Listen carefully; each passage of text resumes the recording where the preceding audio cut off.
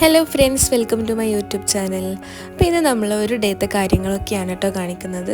അപ്പോൾ ഇന്ന് ബ്രേക്ക്ഫാസ്റ്റിന് ഇതായിരുന്നു, അതായത് നെഗറ്റ്സും ഫ്രൈസും ആയിരുന്നു ഞാൻ ഉണ്ടാക്കിയിട്ടുണ്ടായിരുന്നത്. അപ്പോൾ ഇന്ന് എന്തായാലും ലഞ്ചിനും ഡിന്നറിനും അത്യാവശ്യം ഹെവി ആയിട്ട് ഉണ്ടാക്കണം, കാരണം ഗസ്റ്റൊക്കെ വരുന്നുണ്ട് നമുക്ക് ഈവനിങ്ങിൽ. അപ്പോൾ ഞാൻ ബ്രേക്ക്ഫാസ്റ്റ് ഒന്ന് സിമ്പിളാക്കിയതാണ് കേട്ടോ. അപ്പോൾ മോൻ അവിടെ എണീറ്റ് ബ്രേക്ക്ഫാസ്റ്റൊക്കെ കഴിക്കാൻ വേണ്ടിയിട്ട് റെഡി ആയിരിക്കുന്നുണ്ട്.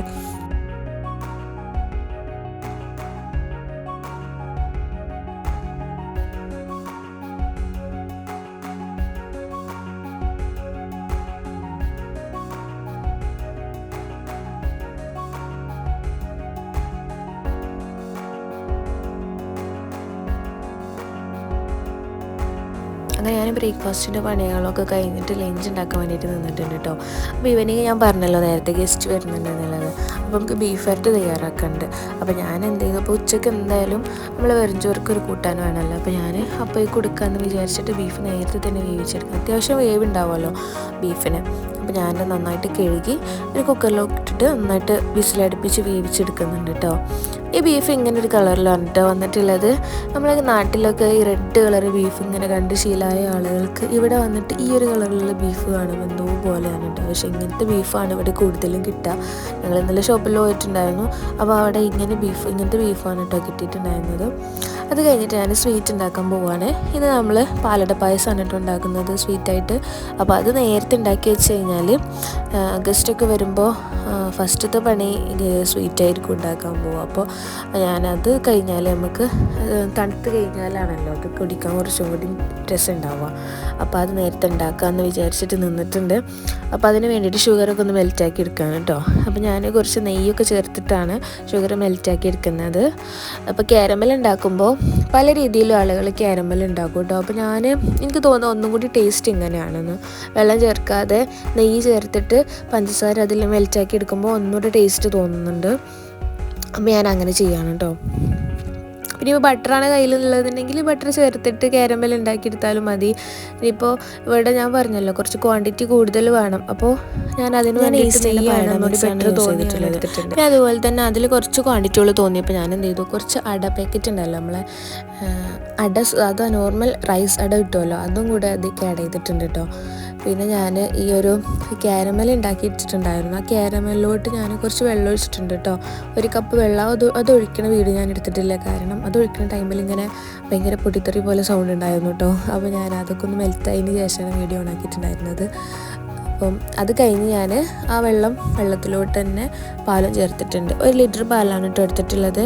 അത് നന്നായിട്ട് ചൂടായി തിളച്ച് വന്നതിന് ശേഷം നമുക്ക് ഈ ഒരു പാലട മിക്സ് ഉണ്ടല്ലോ അത് ചേർത്ത് കൊടുക്കാം. ഈ മിക്സാണ് കേട്ടോ ഞാൻ ആദ്യം ചേർക്കുന്നത്, കാരണം ഇതിലുള്ള അട നന്നായിട്ട് വേവാനുണ്ട്, ഒന്നും കുക്കാവാത്തതാണ് കേട്ടോ. അപ്പോൾ പിന്നീടാണ് ഞാൻ നേരത്തെ കുക്ക് ചെയ്ത് വെച്ചിട്ടുണ്ടായിരുന്ന നമ്മുടെ എക്സ്ട്രാ അട ചേർക്കുന്നുണ്ടെന്ന് പറഞ്ഞല്ലോ, അത് ചേർക്കുന്നത്. അപ്പോൾ ഇത് നന്നായിട്ടൊന്ന് കുക്കായി വരട്ടെ.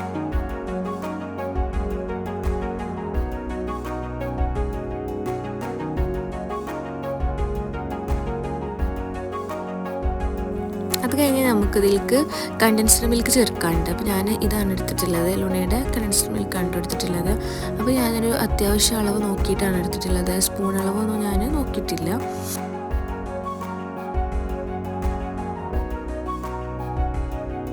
പിന്നെ ഇതിലേക്ക് നമുക്ക് ഷുഗർ ചേർക്കാണ്ടല്ലോ. അപ്പോൾ ഷുഗർ കാരമലിൽ ഞാൻ ഓൾറെഡി ചേർത്തിട്ടുള്ള ഷുഗറിന് അത്യാവശ്യം മധുരം ഉണ്ടാവും. പിന്നെ കണ്ടൻസ്ഡ് മിൽക്കിലും ഉണ്ടാവുമല്ലോ അത്യാവശ്യം മധുരം. അപ്പോൾ അതൊക്കെ നോക്കിയിട്ട് ലാസ്റ്റ് നമുക്ക് ഒരു ബാലൻസ്ഡ് ഷുഗറിൻ്റെ അളവ് എത്രയും വേണ്ടതെന്നുള്ളത് നമുക്ക് ലാസ്റ്റ് മനസ്സിലാവും. അപ്പോൾ ഞാൻ എന്ത് ചെയ്തു, ലാസ്റ്റ് ഷുഗർ ചേർക്കാമെന്ന് വിചാരിച്ചിട്ടുണ്ടായിരുന്നതെന്ന് കേട്ടോ. അപ്പോൾ ഇതിങ്ങനെ തെളിച്ചുകൊണ്ട് വരുന്നുണ്ട് കേട്ടോ. അപ്പോൾ നമ്മൾ പാലടൻ്റെ ഒരു സ്ട്രക്ചറൊക്കെ ഇങ്ങനെ കാണുന്നുണ്ട് കേട്ടോ.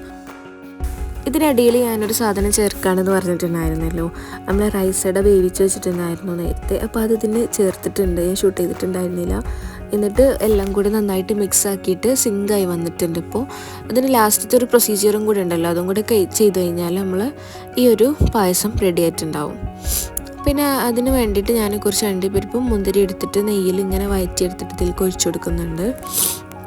പിന്നെ വേറൊരു കാര്യം, നമ്മുടെ ഈസ്റ്റേണിൻ്റെ അട മിക്സ് ഉണ്ടല്ലോ, അതിൽ തന്നെ അത്യാവശ്യം അണ്ടിപ്പരിപ്പ് ഉണ്ടായിരുന്നു കേട്ടോ. ഇങ്ങനെ മുന്തിരി ഒന്നും അതിലുണ്ടായിരുന്നില്ല, അതിൻ്റെ മിക്സിൽ എല്ലാം വരുന്നതാണ് അതിൽ എഴുതിയിട്ടുണ്ടായിരുന്നത്. അത്യാവശ്യം ഷുഗറും അതുപോലെ തന്നെ നട്ട്സും ഒക്കെ ഉണ്ടായിരുന്നു. അപ്പോൾ അതിന് ഒക്കെ അനുസരിച്ചുള്ളൂ ഞാൻ ഇതിലേക്ക് ചേർത്ത് കൊടുത്തിട്ടുള്ളത്. അപ്പോൾ അങ്ങനെ നമ്മളെ പായസം അടിപൊളിയായിട്ട് റെഡി ആയിട്ടുണ്ട് കേട്ടോ.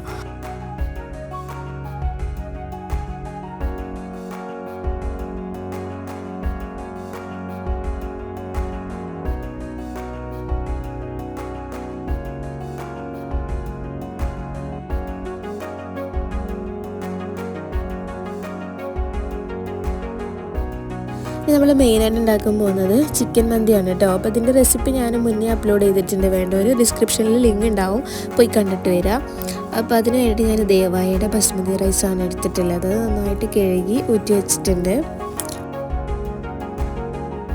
നമുക്കിത് കടയിൽ നിന്നൊക്കെ വാങ്ങുന്ന ആ ഒരു ടേസ്റ്റിൽ തന്നെ കിട്ടുന്ന ഒരു മന്തിയാണ് കേട്ടോ. നല്ല ടേസ്റ്റാണ്. നമ്മൾ ഉണ്ടാക്കി വെക്കാത്തവർ എന്തായാലും ഒന്ന് ഉണ്ടാക്കി നോക്കണം. കാരണം അത്ര വലിയ പണിയൊന്നുമില്ല. നമ്മൾ ബിരിയാണി ഒന്നും ഉണ്ടാക്കുന്ന അത്ര വലിയ ടൈമോ റിസ്ക്കോ കാര്യങ്ങളോ ഒന്നുമില്ല. കാരണം പെട്ടെന്ന് തന്നെ നമുക്ക് തയ്യാറാക്കി എടുക്കാൻ പറ്റും. ഫ്രഷിൽ തന്നെ നമുക്ക് കഴിക്കാമല്ലോ. ഞാൻ സ്കിന്നോട് കൂടിയുള്ള ചിക്കനാണ് അതിനെടുത്തിട്ടുള്ളത് കേട്ടോ. അപ്പോൾ ഒരു 3 ചിക്കൻ എടുത്തിട്ടുണ്ട് ഇവിടെ. അപ്പോൾ ഞാൻ പറഞ്ഞല്ലോ ക്വാണ്ടിറ്റി വേണമെന്നുള്ളത്. അപ്പോൾ അതിലേക്ക് മസാലയൊക്കെ പുരട്ടി വെച്ചിട്ടുണ്ടായിരുന്നു. ഇനി ഞാൻ ഈ സൺഫ്ലവർ ഓയിലിലോട്ട് ഈ ഒരു ചിക്കൻ ഇവിടെ പൊരിച്ചെടുക്കുകയാണ് കേട്ടോ. ചെറിയ തീയിൽ കിടന്നിട്ട് ഇങ്ങനെ വെന്ത് നിന്നോട്ടെ. കാരണം നമ്മൾ സ്കിന്നോട് കൂട്ടിയുള്ള ചിക്കനാണ് എടുത്തിട്ടുള്ളത്. അപ്പോൾ അത് പെട്ടെന്ന് കരിയാൻ ചാൻസ് ഉണ്ട്. അതുകൊണ്ട് തന്നെ നമ്മൾ ഫ്ലെയിം നന്നായിട്ട് കുറച്ച് വെക്കണം.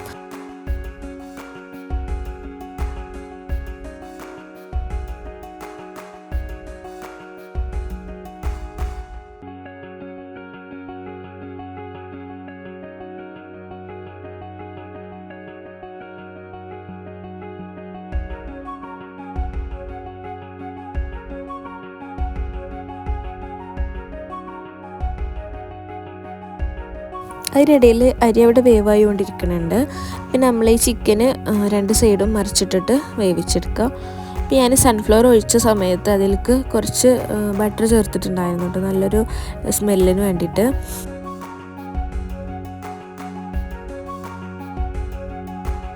അങ്ങനെ ഫുഡൊക്കെ ഉണ്ടാക്കി കഴിഞ്ഞ് ഗസ്റ്റൊക്കെ വന്ന് പോയിട്ട് ഞങ്ങൾ പുറത്ത് പോയിട്ടുണ്ടായിരുന്നു കേട്ടോ. പിന്നെ മന്തിയുടെ ലാസ്റ്റത്തെ ഫോട്ടോ ഒന്നും ഞാൻ എടുത്തിട്ടില്ല, കാരണം ആകെ ഒരു തിരക്കായിപ്പോയി ലാസ്റ്റായപ്പോൾ. അപ്പോൾ ഞാൻ ലാസ്റ്റ് ഫോട്ടോസും വീഡിയോസും ഒന്നും എടുത്തിട്ടുണ്ടായിരുന്നില്ല.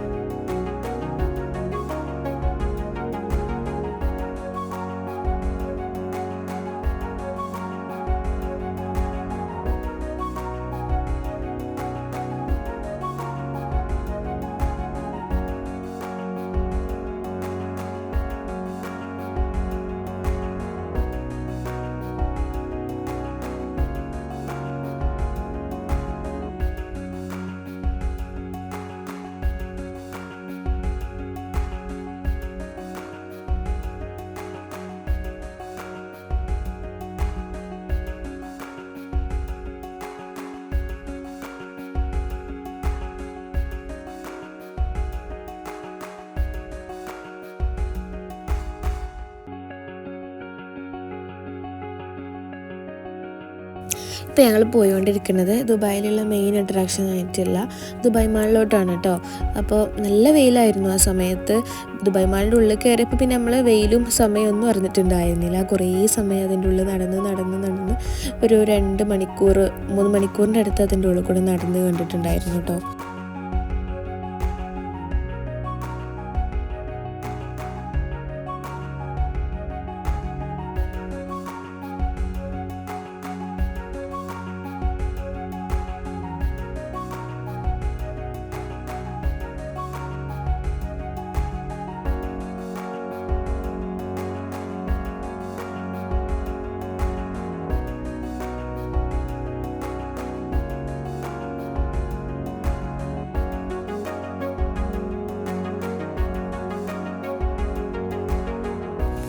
ഒരു ഏരിയ മോനിക്കൊക്കെ നന്നായിട്ട് ഇഷ്ടപ്പെട്ടിട്ടുണ്ടായിരുന്നു കേട്ടോ. ഈ സ്കേറ്റിങ്ങിൻ്റെ ഈ ഒരു ഭാഗം ഭയങ്കര രസമായിരുന്നു കാണാൻ. കുറേ കുട്ടികൾ, ചെറിയ കുട്ടികൾ മുതൽ വലിയ ആൾക്കാർ വരെ ഇത് ചെയ്യുന്നുണ്ടായിരുന്നു കേട്ടോ. അപ്പോൾ അത് കുറച്ച് നേരം കണ്ടു നിന്ന് പിന്നെ ഞങ്ങൾ നടന്നു.